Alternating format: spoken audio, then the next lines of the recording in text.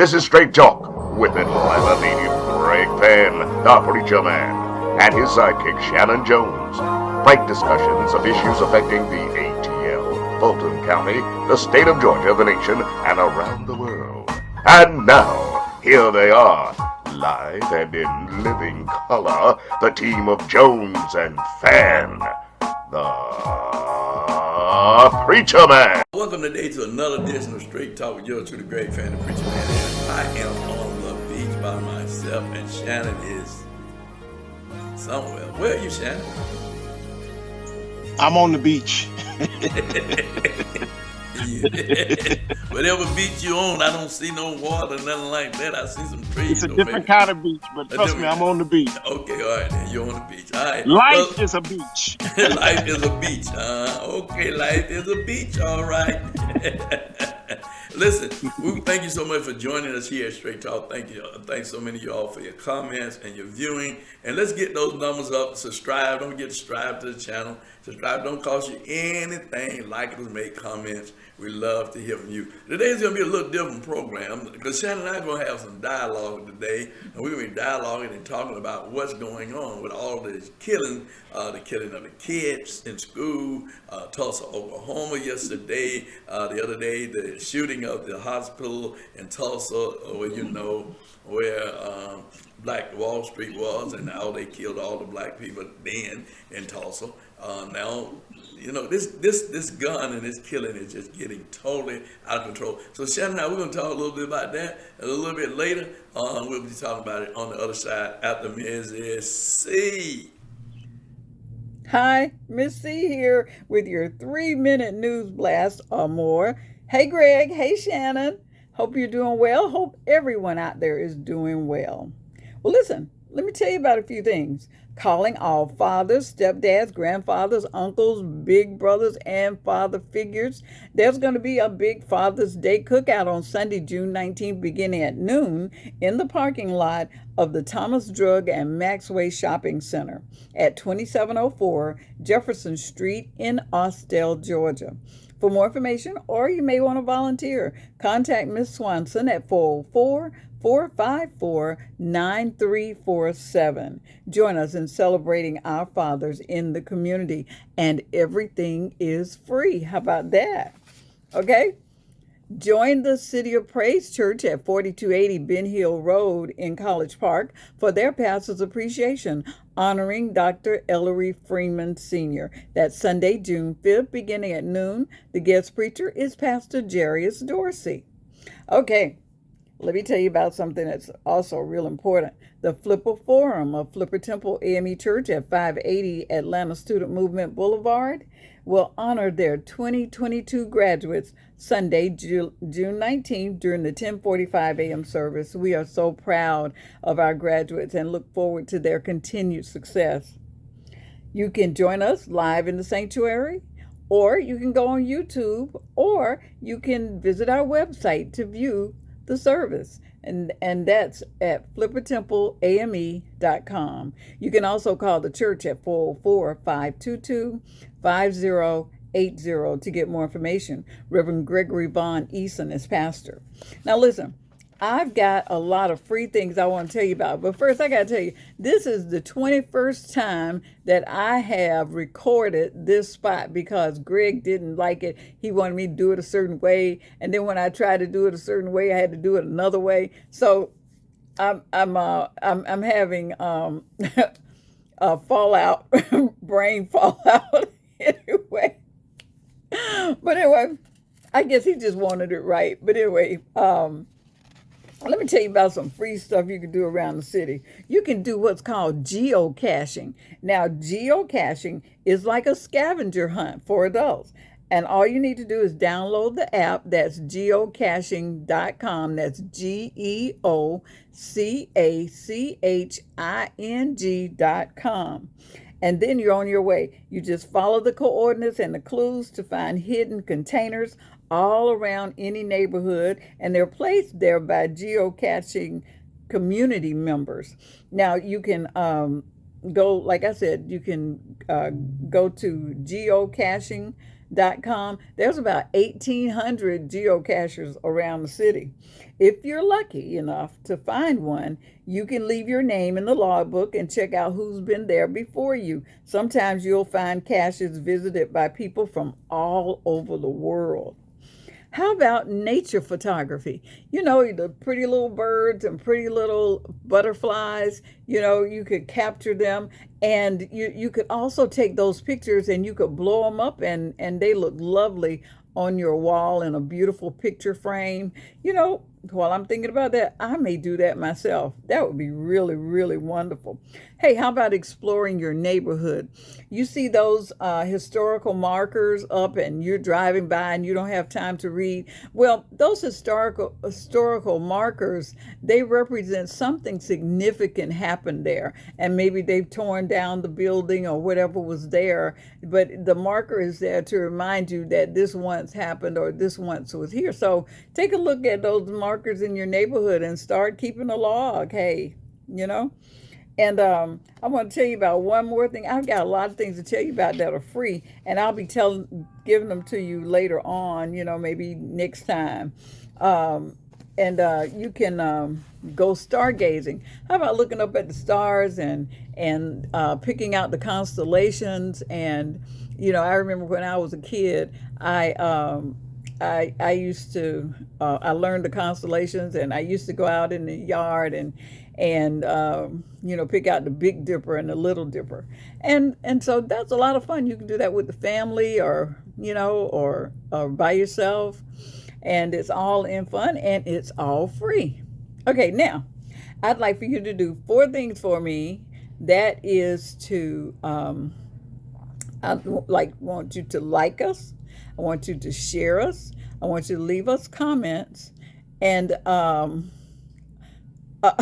Lord, I'm having brain fog. It's 4 things I want you to do: like, share, comment, and Greg, when I finish, tell them what the 4th one is, because I can't. I'm drawing a total blank. Like, share. I'm quitting because now I'm down to 2. Okay, listen. This is Miss C. We'll see you next time. Oh, listen. If you have anything that you'd like for us to announce to the public, send it to us at straighttalknews1362@gmail.com. And I'll see you next time. I'm going to get it together. Maybe I won't have to record it 21 times to get it right next time. Okay. Bye. Well, we're back on the other side, and Miss C, that's subscribe. That's subscribe, Miss C. I tell Miss C, you're getting older now. Tell me you're having too many fraudulent slips. I mean, you really are. You really are. Jesus. But you look nice, though. You really look nice today. You really look nice, Miss C. And you did a good job. Miss C is You trying to look give you nice, some Miss C. Thank you very much. Listen, we are, and all the information about some fun things you can do this summer, spring and summer, some things that you can do is very, very helpful. So if you got anything that you want to share with Miss C, she'd love to put it on Straight Talk News, and just send it to her through Straight Talk News 1362@gmail.com. But Shannon, let's talk a little bit about what's going on with this gun control. Why we have to have these assault rifles, and why the Republicans are not moving to ban assault rifles. Well, it's ludicrous. The Republican Party is adopting some talking points that this is about mental illness and about school safety officers. Well, I guess, and hospital safety officers too, because we see that there was a mass shooting on yesterday, and 5 people are dead in Tulsa, Oklahoma. So now, in the span of 2 weeks, from Buffalo to Southern California to Uvalde, Texas, to Tulsa, Oklahoma, there are countries that never see mass shootings. And we're seeing mass shootings at astronomical numbers. And I think that it's ludicrous to say that the reason why people are being killed in mass shootings is because of mental illness. No, the reason why people are being killed in mass shootings is because 18-year-olds can go and get an assault rifle or 2 on their birthday. The reason why is because we're allowing regular citizens to walk around with machine artillery that is used for a military. And so when you have military grade weapons moving about the streets of America, the neighborhoods of America, and someone does have a mental health break, everybody's in danger. So let's do the sensible, common sense, sensible thing of producing and common sense gun legislation. And let's take the guns, those types of guns. We're not trying to get rid of the Second Amendment, but let's take assault rifles out of the hands of American citizens. But We don't need them. Shannon, let me just, back when they was working, when Trump was talking about fake news and saying that Georgia election was stolen from him and what have you, we went down to the Demon Dome. I call it the Demon Dome. Many people call it State Capitol, but a lot of evil folks down there doing evil things to good people, like they are in D.C. with this gun stuff that you're talking about now, that you're referencing. There were gentlemen and young people standing outside with assault rifles trying to intimidate us as we were speaking about the Rationberger and Kemp supporting the election, the results of the elections. Now, they did the right thing. They supported the election. So we went down and we spoke and had a press conference. Bishop Jackson, Reverend Durley, Pastor Cynthia Hale, and Bishop Jackson, Regency Jackson.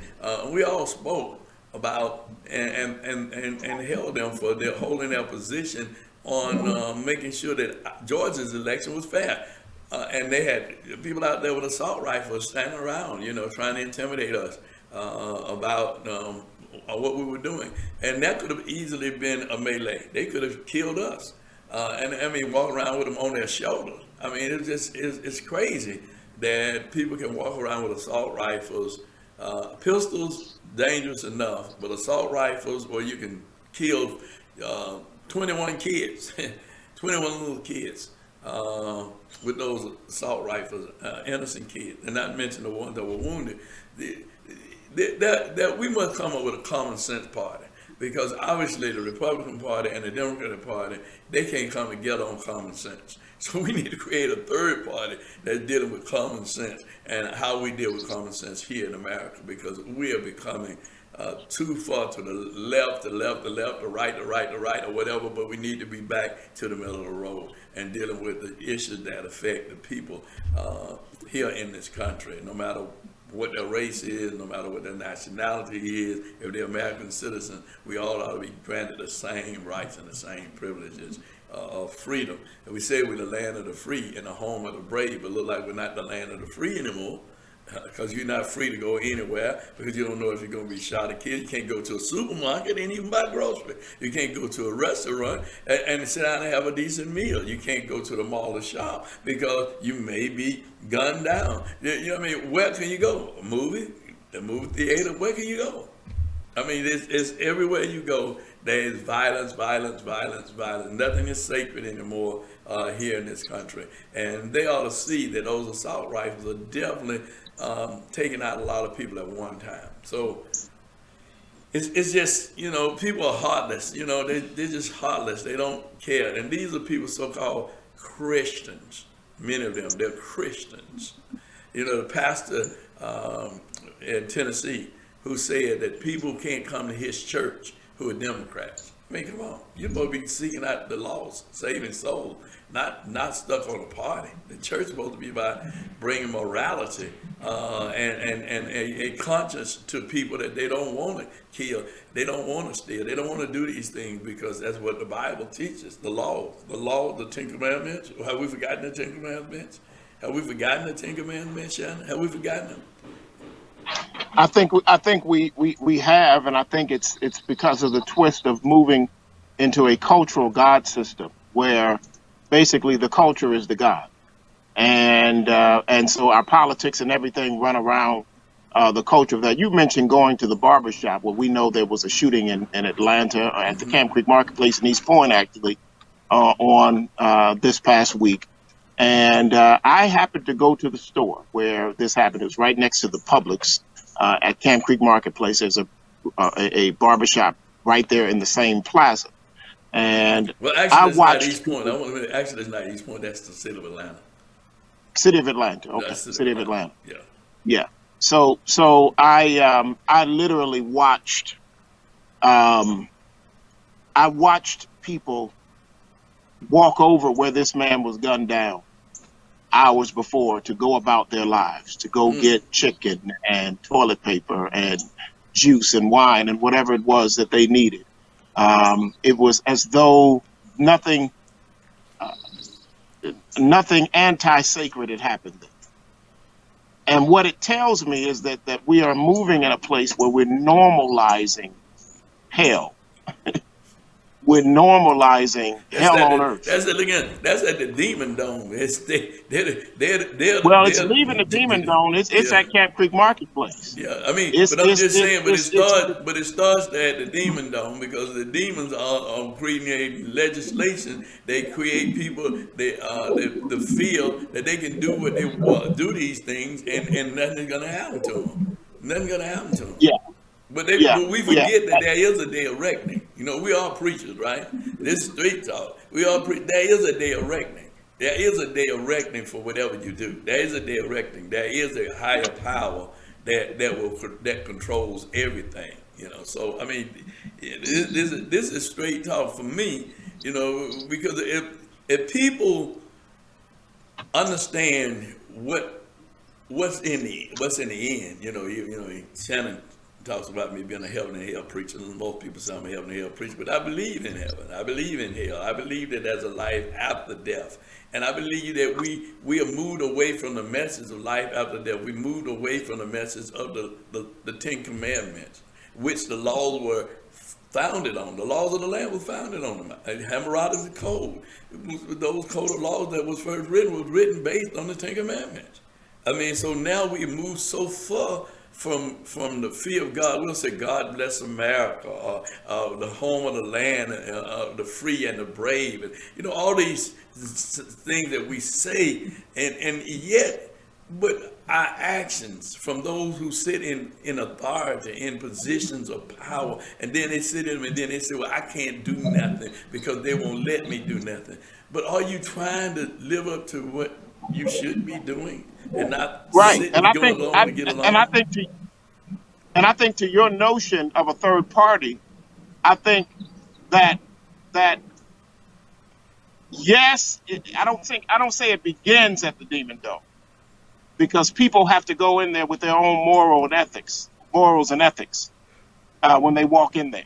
So there's a crisis in humanity that is caught up in culture that's legislating this crisis, that's educating this crisis, that's doing everything that they can to spread this crisis. I think that a way to get to a third party is for the justice loving people in the parties themselves that are speaking in at the water cooler and in corners need to make their way to the center and began to start espousing common sense, began to start expressing it, began to start saying, we're not going to, we're not agreeing with this. We have to do something with guns. That the only way to stop a mass shooting is that a gun not show up there. That's the only way to stop a mass shooting. The only way to stop a mass shooting. You can check someone's mental acuity. You can see if someone is mentally stable. In the state of Georgia, they just passed constitutional carry.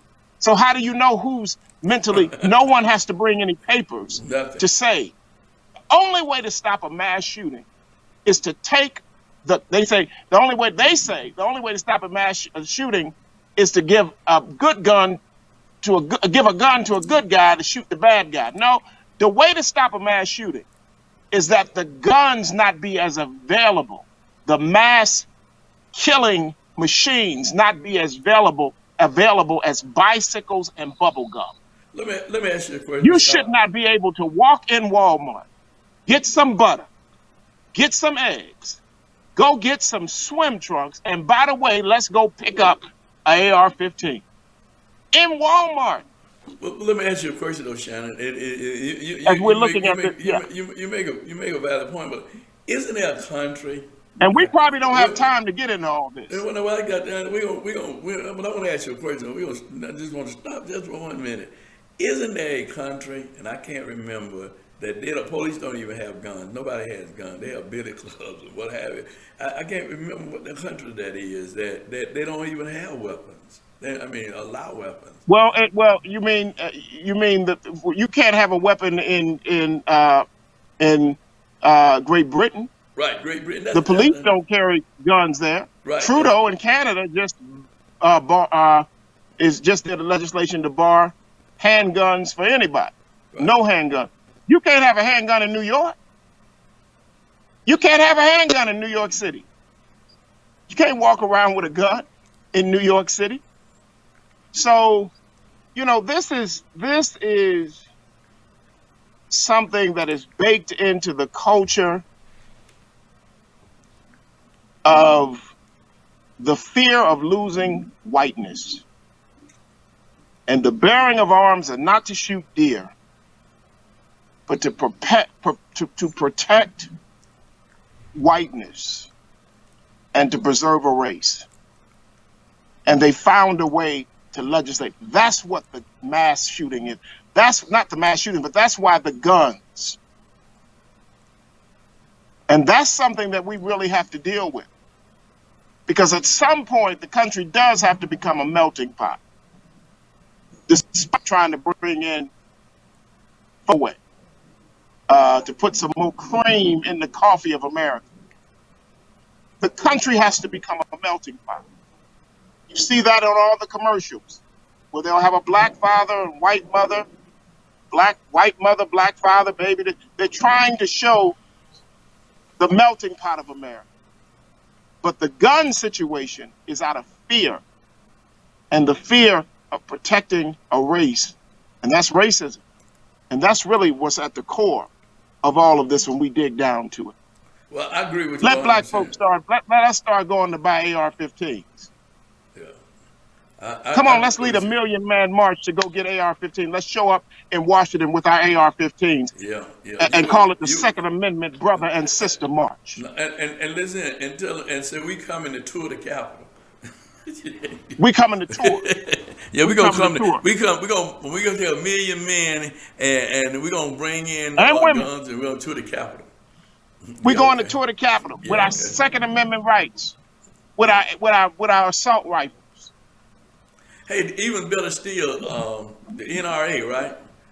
If 1 million men came to that convention or showed up at that convention with assault rifles, what would that look like? What would it look like? What would it look like? Hey, Shannon, listen, man, this stuff is serious, and we have got to, as men and women and people of faith and who believe in a higher power, we have got to speak truth to power. We have got to get back to morality. We got to move away from prosperity and move back to morality and the message of salvation, the message of deliverance, the message of truth. The only thing that's going to last is truth. And so what we have here, we know we brought nothing in this world, not taking anything away. And we know that people are being killed daily, not just one person, not just two persons. These people are not dying from natural death, not because they are sick, not because they are aged, but these were little bitty kids who had just not even really started living yet that were killed. And you like have, Sandy Hook. And you have you have a man who was elected to the city council now in that town, who was in charge of that school patrol, who said, no, we're not going in now. No, we're not going in. But how are you going to legislate as a council person when he had poor judgment? What kind of judgment will he have as a council person to talk about public policy if he couldn't save the lives of those kids? Those parents are devastated. People are devastated because of one person's action. And then now they're saying, well, we got to investigate, but it ain't criminal. We just gonna have to change our way we police. Good God, really? Those kids have to die for you to change and make a decision to go in now and you duly took an oath to serve and protect You took off to serve and protect. What did you protect? Who did you protect? Who? Then you want to put it on a teacher, talking about the teacher left the door open. Okay, what if the Yep. teacher did leave the door open, Shannon? Think about it. What if the teacher did leave the door open? All right, let's say just Well, hypothetically let's she do did. this. We're gonna have to take a break. We got to take a break and catch this on the other side of the break. Well, listen, I tell you what, we won't take a break. What we're going to do is we're going to call it what it is, and we'll be right back with more and more and more. Straight talk. What'd you say, Shannon, on the other side? On the other side. There will be a runoff for June the 21st. Early voting began the 13th of June, and runoff voting day again is June the 21st. Don't forget, vote for the candidate of your choice, but do vote. All right, we are back. We are back. We are back. You know, we're back on the other side, as Shannon said. See you on the other side. Hey, Shannon, listen. We were talking about the councilman now, who was the chief of the school patrol, that is now the councilman. Yeah. And I was just saying, you know, the bad judgment that he used when the kids were pleading for y'all come and help us, come and help us, come and help us, and it just for an hour and a half, nothing done. Kids being shot and killed. And now he's a councilman making decisions about policy decisions that will affect the lives of the people of that community. Boy, I tell you, Shannon. What I tell you, he made a bad decision as a politician on the council side. On the police side, I'm really waiting to see what Bishop they come back with. You know, I was just thinking that you have a guy in a room, they're busting out windows, letting kids out of the various classrooms that they're in, but you got this shooter in one room, and I'm wondering if they were able to get a camera under the door to be able to see, because going into that door, do we go into that door and knock down and step on, you know, 2 or 3 children? Do we shoot 2 or 3 kids trying to get to him? So I really want to see the report, and I'm hoping that the report comes back that they were trying to see what was going on in that room before they went into that room, to see exactly where the kids were and what the true threat would have been in terms of police, in terms of a friendly fire situation, killing the kids versus this horrible teenager doing it himself. So I think they were trying to see what was going on. I'm hoping. You're right. You are hoping. You are hoping. You really are hoping. I'm hoping that was the case.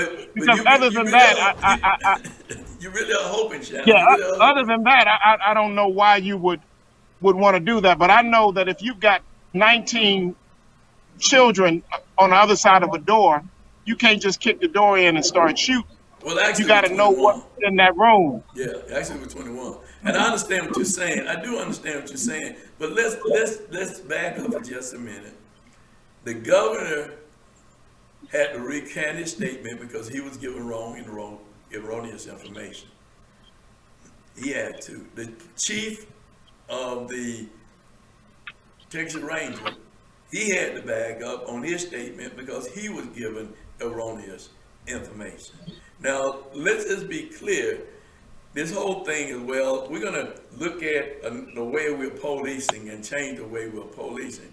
I agree with you that, yes, maybe they should have been sending, tactical people in to film and see what's going on in the room. We know that's should have been done, or could have been done, ought to have been done. However, even if they had done that, Shannon, when kids are being shot and killed, and you hear them getting shot and killed, and you hear that kids are calling and saying, save us on the phone, do you continue to wait and let kids be killed? Innocent kids be killed for an hour and a half? It wasn't a hostage situation. He wasn't holding nobody hostage. He was killing kids. He wasn't holding them hostage. He was killing them.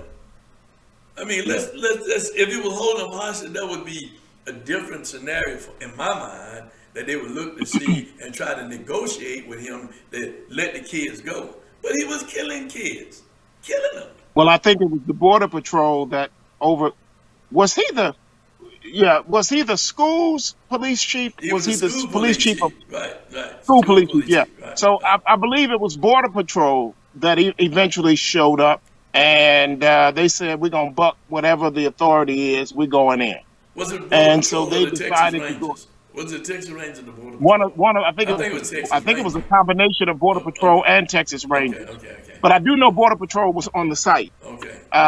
and so on the scene at the scene, and so they just went ahead and went in. So I would imagine, to your point, I couldn't sit back and listen to, I mean, I could have, I've received orders before Right, and didn't agree with those orders, right. but I don't know if I could sit back and listen to children dying or know what that represents, and we sit back and do it, even if it means me being, Insubordinate, insubordinate, means me insubordinate. being insubordinate and being taken up on charges. We deal with that on the other side of what happened, but we can't just sit here and do this. But I would imagine, because the Border Patrol or the Rangers, whichever agency that was that went ahead, I would imagine that they were taking measured steps that were a little bit too measured, perhaps, Right. and I think that it cost probably more lives than it needed to cost. Oh, man. 90 minutes. I think it was 40 something minutes that the officers were actually on the hallway right outside the door. Well, And then the other officers were breaking windows and letting kids out of the other classrooms.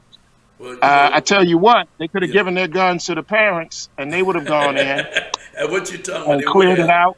you They'd have know, cleared it out in 5 seconds. all of it. Let me say this, and as we get ready to conclude the program today, this is a prime example of we got 2 teachers killed trying to save the lives of their students. We had 1 teacher here in South Fulton, Tri-Cities High School, a young man by the name of Kenneth Miller, who That's right. found guns, saved lives of teachers, custodians, dietitians, students, innocent bystanders, saved the lives by finding those guns from those kids. But yet, because the kid swung on him and he grabbed the kid and pushed the kid up against the wall, he was eventually suspended for 20 days, which was not even founded by the professional standards who gives license, said they didn't see he had done anything wrong. But a school board allowed a superintendent who was charged with similar things before they brought him here, knowing that, allowed him to be suspended, to lose money, and maybe possibly maybe a demotion when he comes back next year, even if they let him come back next year.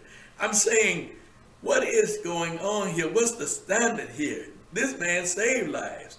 These kids, that could have been your kid if he had not found those guns. So I just wanted to just emphasize that this man put his life on the line by even looking for the guns. He has a family, he has a wife, he has children, but he was committed to do what he was asked to do, is go find those guns. He found them, the kid swung on him, he grabbed the kid, and what happened to him? He's now the villain.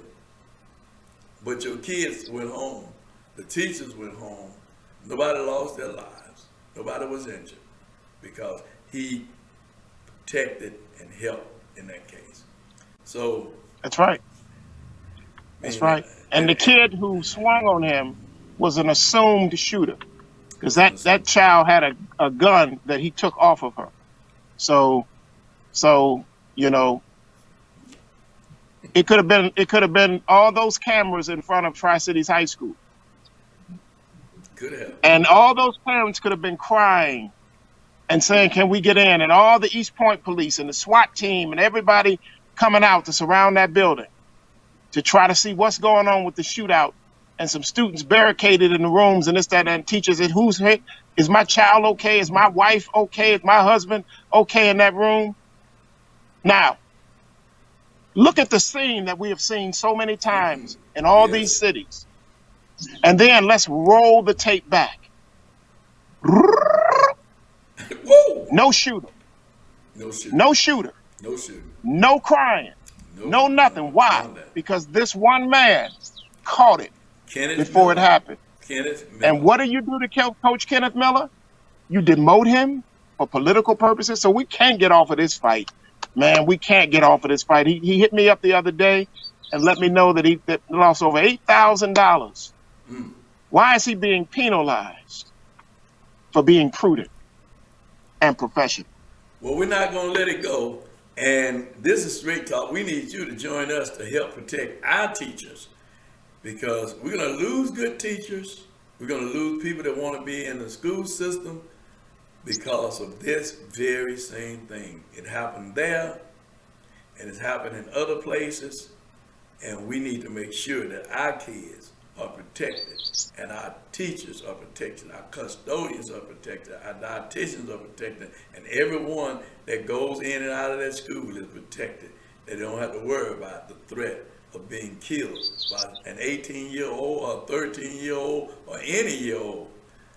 But this ain't been nothing but Straight Talk with yours truly, Greg Fann, Preacher Man, and Shanan E. Jones, and we'll see you next week here on Straight Talk. Don't forget to subscribe to our channel. Don't forget to like us. Don't forget to make comments. We want to hear from you. Make comments and let us know how you feel about what we're talking about, because you are our viewing and listening audience. And do give us a thumbs up. Do like us, won't you? Until next week, it ain't been nothing but what, Shanan? Straight Talk. Talk. Want to be a guest on Straight Talk? Email Greg Fann at fann922@comcast.net or call 404-308-0795. Join us again for another episode of Straight Talk with Shanan Jones and Greg Fann, the Preacher Man.